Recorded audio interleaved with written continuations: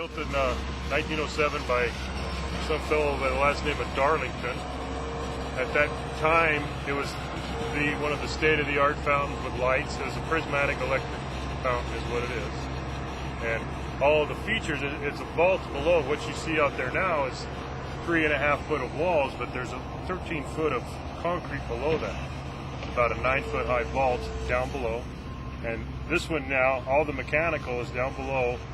And so mainly the spray bars and jets and everything, which are in the process of being designed for 13 months from now, where the Democratic Convention will be next summer here.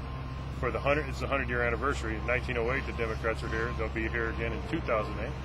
And it's built exactly to the exact detail of the fountain 100 years ago, as far as what you see from the shores here.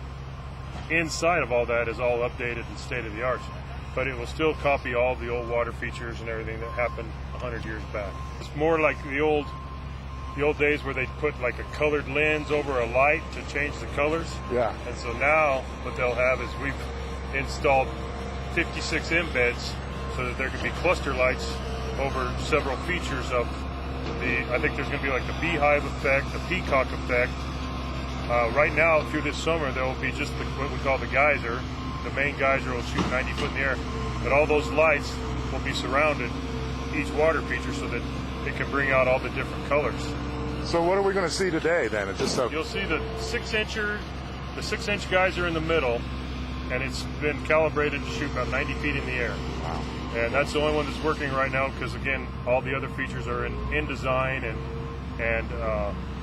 funding still needs to be taken care of that. And for anybody who's interested in funding, they can contact friendsofthefountain.com or Larry Carrick. But friendsofthefountain.com is the people that are putting all that together to get that thing operational and ready to go.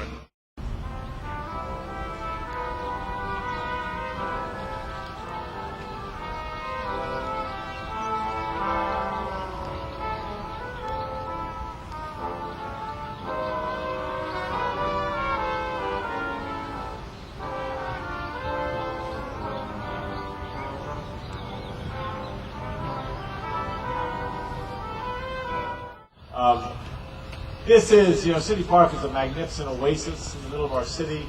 I will always have a certain fondness here for this spot, for this space, because this is where, when I was first running for mayor and no one gave me a snowball's chance in a hot July day of ever winning, this is where we actually celebrated on election night.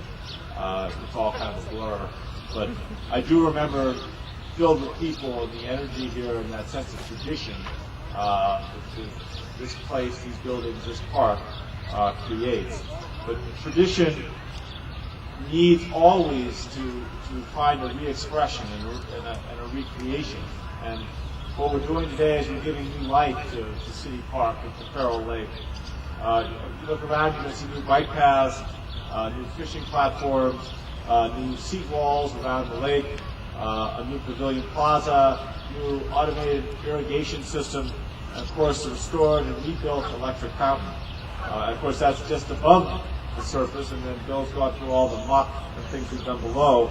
Not to mention this citywide storm drainage system master plan that we've used which really kind of articulates all this. These changes underground are going to save the city somewhere in the neighborhood of $20 million by eliminating the need to increase the size of the existing storm sewers in this overall drainage basin.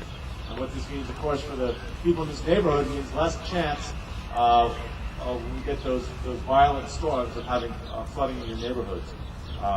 Denver Parks and Rec has been a great partner with Denver Public Works, and together I think they really were a model of how do you work with outside contractors to make sure that no one's held up unnecessarily. It's something that we've worked on very hard over the last 4 years, is to create greater efficiencies going forward in how we work with the private sector on these projects.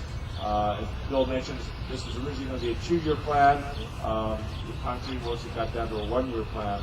I will also say that this is the Montclair Storm Drainage Project, also greatly benefited from the the snowstorms and cold weather we had last winter. It's nice from my point of view to see that something benefited from those storms. Yeah, it wasn't me and it wasn't Bill Vidal, I can tell you that. But the abundant snow, the continuous freezing, the cold temperatures made that removing the sediment from the lake that much easier and that much faster. So there was some very, very thin silver lining on those cold storms. At least now the work is done, the celebration begins. Again, I think we've really added and expanded the luster here. This is such a central place for so many people.